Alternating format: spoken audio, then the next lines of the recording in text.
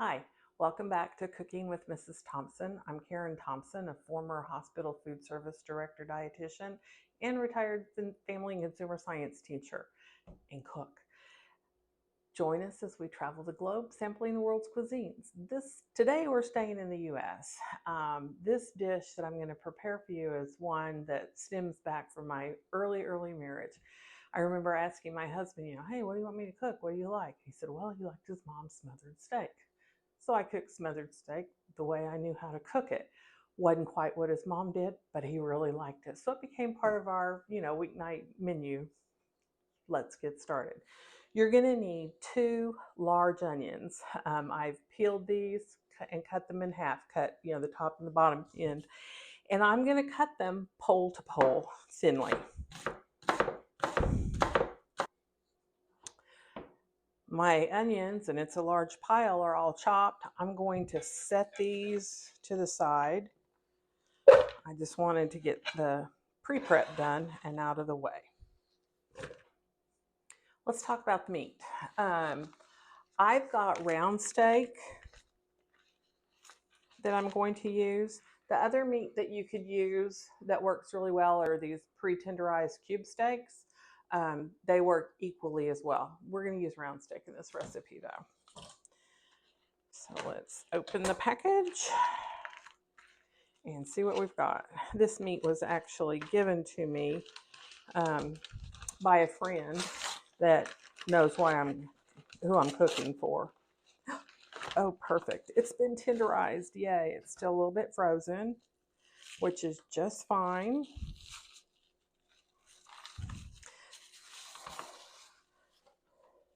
So I'm just going to let this thaw, hang out for a little bit. I'm going to trim these fat bits off and I'm going to cut it into more manageable pieces. I cut my meat up. It was still a little bit frozen, so I just popped it in the defrost in the microwave. Because the meat has been frozen, it's a little bit wet. So I'm going to lay down a couple of paper towels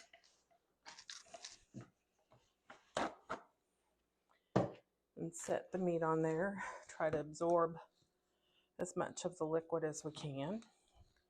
We want it very dry. All right. And I'm going to take some more paper towels and dry the top. All right. Dry. Now I am going to liberally salt and pepper the meat. I'm going to do it from high, probably using about a half a teaspoon of salt for all of this, and pepper. Do it high and you kind of get a little better spray on it. And I'm going to turn it over and get the other side. Like I said, I might be using a half a teaspoon, but I want all the flavor built in. All right. Now, let's get our breading ready. I'm just going to set that to the side for right now. All right, let's get our breading ready. I have a cup of flour. I want to season this as well. I'm going to add a teaspoon of onion powder, a teaspoon of paprika, half a teaspoon of pepper, half a teaspoon of salt, teaspoon of garlic powder. Let's give this a stir. We're not truly breading this meat. We're just trying to get some seasoned flour into it so that it browns a little better. So I'm just going to take these pieces of meat and I'm going to smash them into the flour. I want as much flour as I can possibly get in to that. Then I'm just going to set them on a plate while I finish. My meat is all floured. We're going to clean up and get ready to cook. Don't throw the flour away. We will be using it. It's time to cook. I am heating up 5 tablespoons of a high temp oil. I'm using peanut oil. And I'm also using my cast iron skillet because it goes right into the oven and it's kind of nice. So I'm just waiting for this oil to get hot. It'll start shimmering when it heats up. Oil's hot, so let's cook.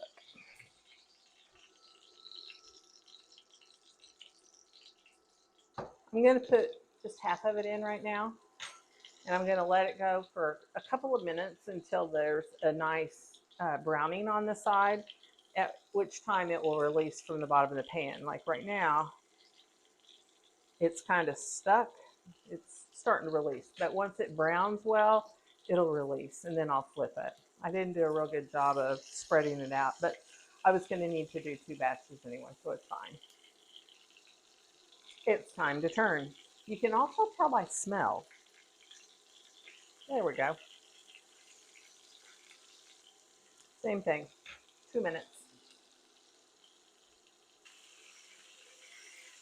Can you see the browning on there? That's what I'm looking for. So as I take these out, I'm going to put more meat in. And I'm just putting it on the same plate. I'm not worried about cross-contamination because, like I said, it's all going to be cooked longer anyway. I just pulled my meat off. Now we're going to make the onion gravy that goes with it. So I've got a good bit of oil still left in my pan, and it does have some really nice browning on it, which we're going to use. But I'm going to add more flour and make a roux, that seasoned flour. And you just kind of have to judge on how much flour to oil you want to have. See how nice and brown it's getting? This is about what we want.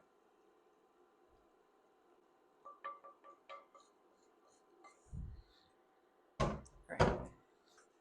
So can you see how my roux is? It's rather thick, and that's fine. I'm trying to get all those lovely browned bits off the bottom of the skillet and cook all that fresh flour that we just put in. Smells really good. All right.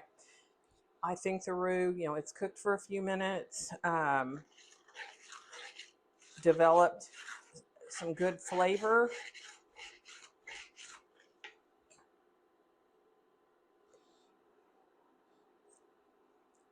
Yeah, good flavor. I'm going to add my onions, and I'm going to let them brown a little bit. These will cook down a lot. So I'm just going to let these onions go for a little bit. My onions have cooked down a little bit. I am going to add some beef stock or beef bouillon. I'm going to start with 2 cups, even though I've got 4 cups here. I think we'll probably need it. Yeah, we're definitely going to need more. Use the rest of it. And I'm also going to add 2 tablespoons.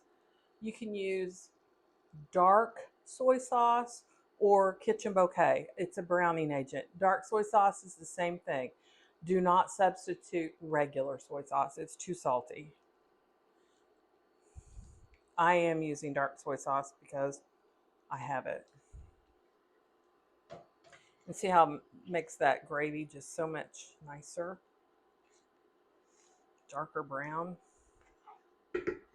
I'm going to I'm going to turn it down a bit, nestle my meat into it and try to get it all submerged in all these delicious pan juices. I don't have a lid big enough for this huge cast iron skillet, so I'm going to put it in foil. I'm going to plop this in the oven that's preheated to 350 degrees for 45 to 50 minutes. I'll see you in a minute.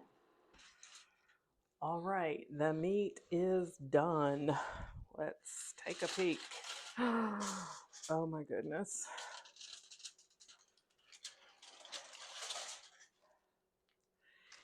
Can you see that? It looks amazing. I'm going to put this on there so I know not to touch it because it's so flippin' hot. Let's taste. Oh my gosh, I can't wait. Put some of the onion on there. Check that out. Does that not just look to die for good?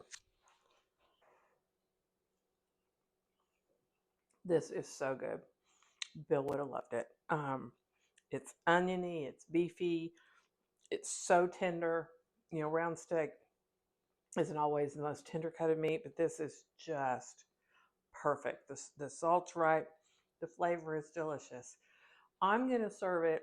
I've got some of the smashed potatoes going over there, that and my carrot fennel salad, which is also, both of those are posted. It's going to be a great meal. You guys, thank you. Please like, share, and follow Cooking with Mrs. Thompson, and have a great day. Thank you.